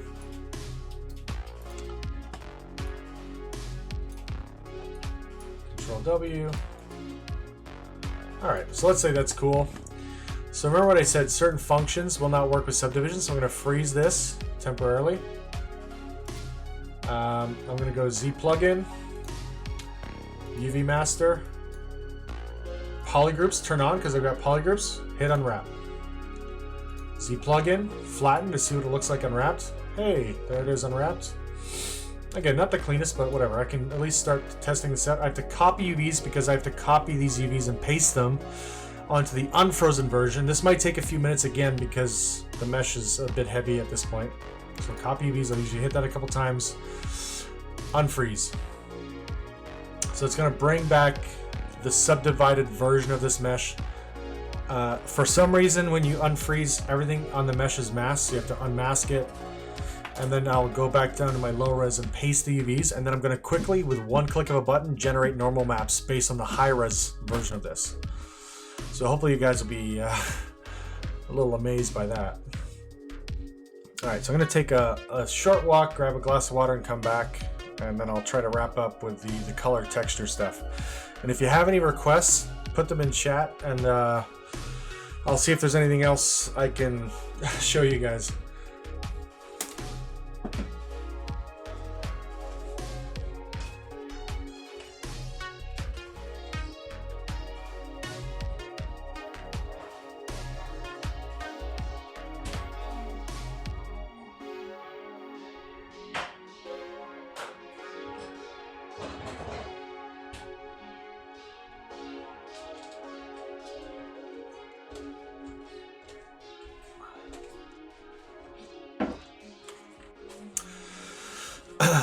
Back. All right. Yeah, so this is the other thing. I've got a computer that's, I don't know, I guess it's about 4 to 5 years old at this point, and I feel like it's showing its age. I will say this, though, too. The newest edition of ZBrush, I think it's way better optimized for processors now. There we go. So this thing is back. Like I said, it's masked. I'm going to control, click, and drag. Go back down to my low subdivision. Go back to Z plugin. Paste UVs. Now check this out. If I go UV map, I basically determine the map size here. So let's say I'll go 8K. Why not? Go to normal map. Create normal map. Guess what?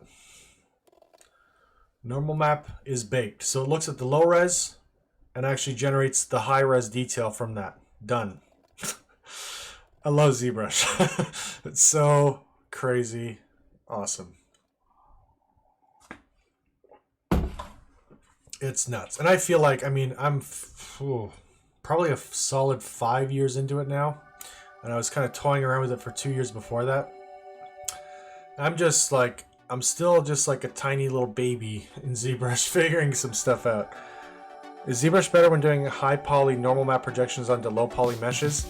The problem is, I find if you build a mechanical mesh in ZBrush and you have that dynamic version and the non-dynamic, I haven't done that yet actually, so I can't really say that.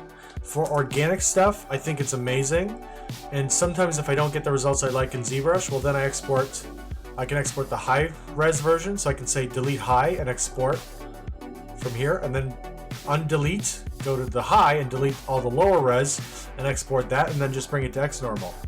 So sometimes, yeah, there's situations where, but usually, yeah, if I can get a good unwrap either in Maya or in ZBrush, and this is the other crazy thing. So if you have a low res mesh in ZBrush, right?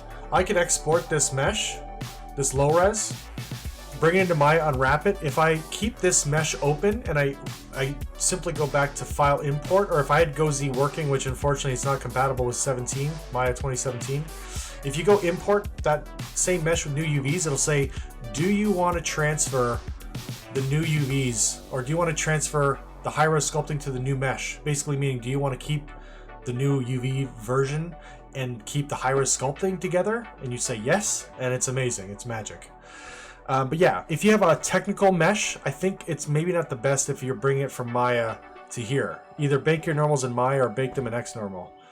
I think if you're starting and keeping a mechanical hard surface model in ZBrush, and you want to do a normal map projection from the smooth version to the non-smooth, that would probably work very well.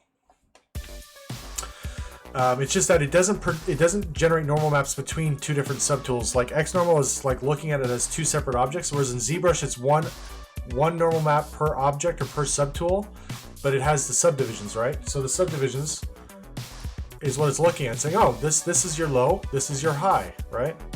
In the slider. So anyways, it's not a standard yes/no answer like a lot of these questions, but you're asking the right questions, I think. So that's good.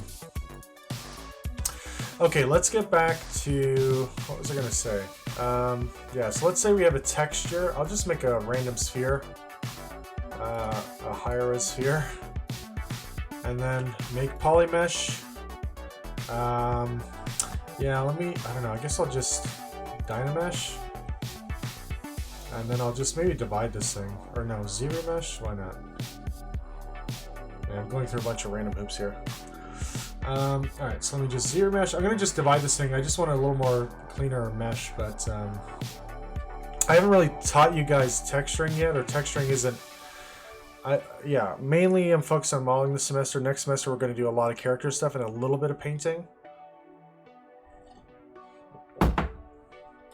It's one of the mind-numbing things, unfortunately, about our program is that it we do like textures first and modeling after. It makes no sense, but we'll probably fix that 1 year when we decide to actually rewrite the whole thing.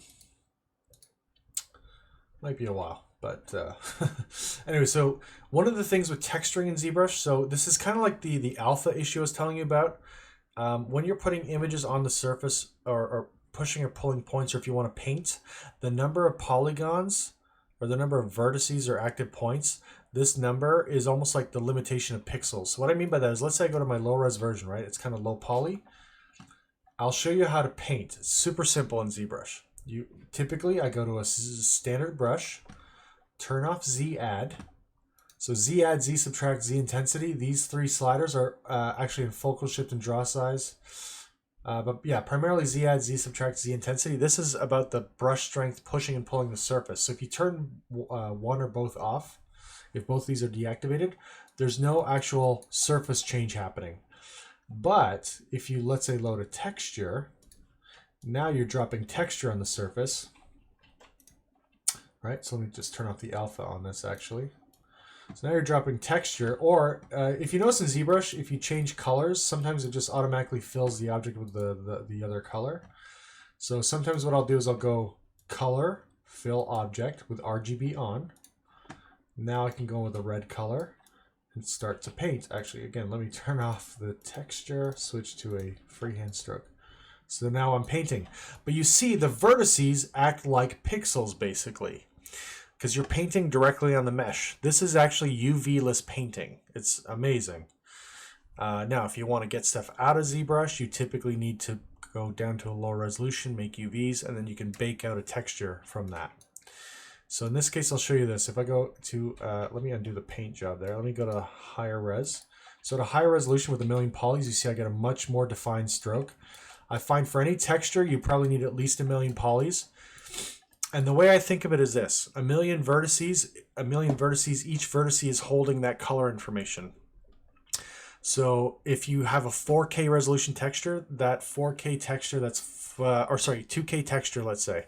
So 2,000 pixels wide, 2,000 pixels tall, that is 4 million pixels of color information. That basically means you probably need a 4 million pixel resolution mesh, or sorry, 4 million active points or vertices of mesh. It's kind of equivalent. That's the way I've kind of decided to make a connection there. So a 4K resolution texture, I mean, this isn't always exactly true, but if you want a 4K texture for an overall character or an object, then you need a 4K, not 2K. 4K is, again, 4,000 pixels wide, 4,000 pixels tall. You might need up to 16 million polys of texture information, or 16 million active points.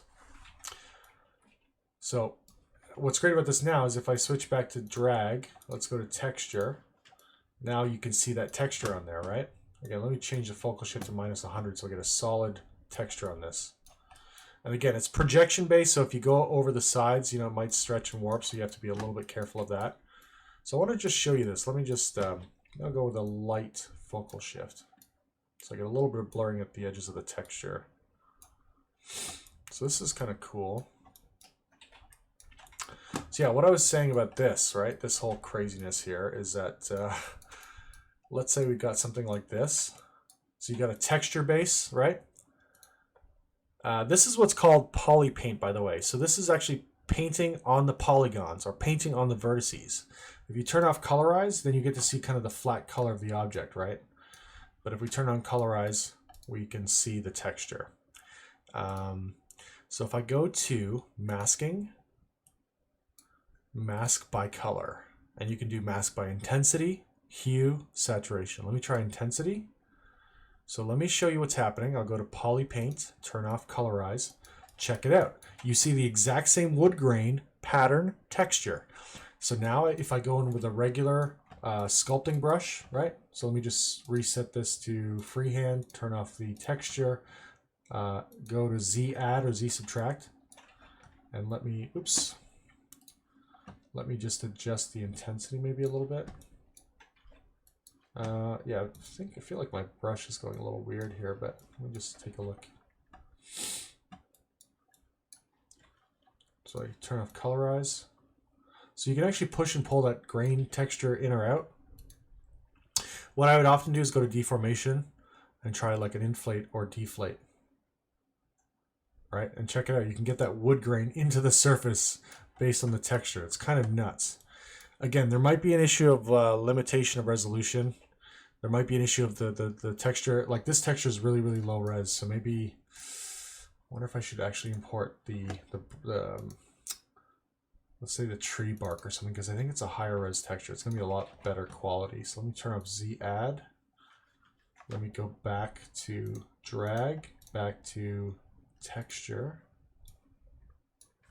And again, sorry, not Z intensity, RGB intensity, there we go. So this should be a lot sharper. Again, I might actually even need to go up in resolution as well. So remember, there's mesh resolution and then the texture, source texture resolution that kind of matters as well. So let's just do something like this. Sorry, I hope I'm not confusing things too much. I'm getting a little, it's been a long day. Probably spitting out some insanity at certain points. Yeah, so let's kind of just do something like this. Yeah, like I said, ZBrush is just the craziest thing on earth right now. I think it's just amazing.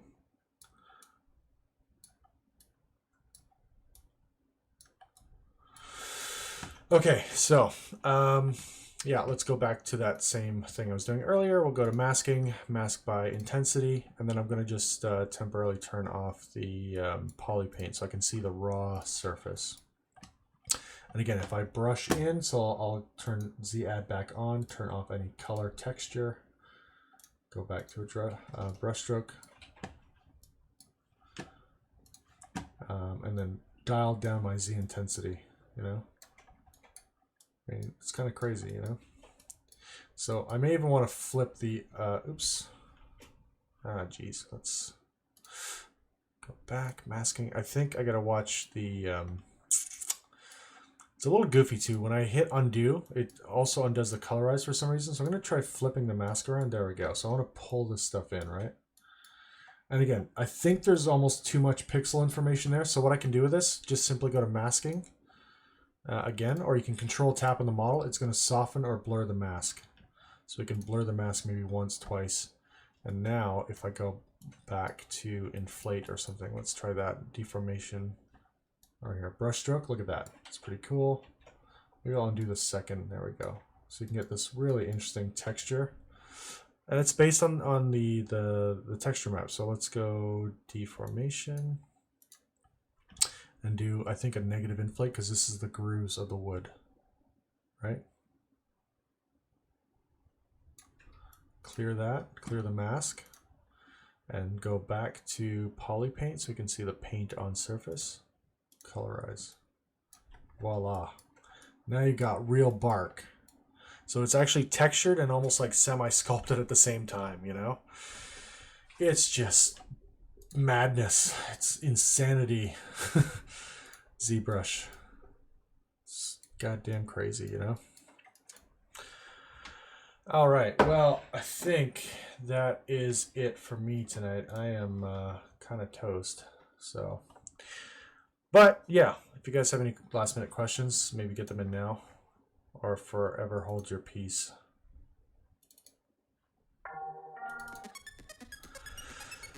All right. So give everyone like 2 minutes.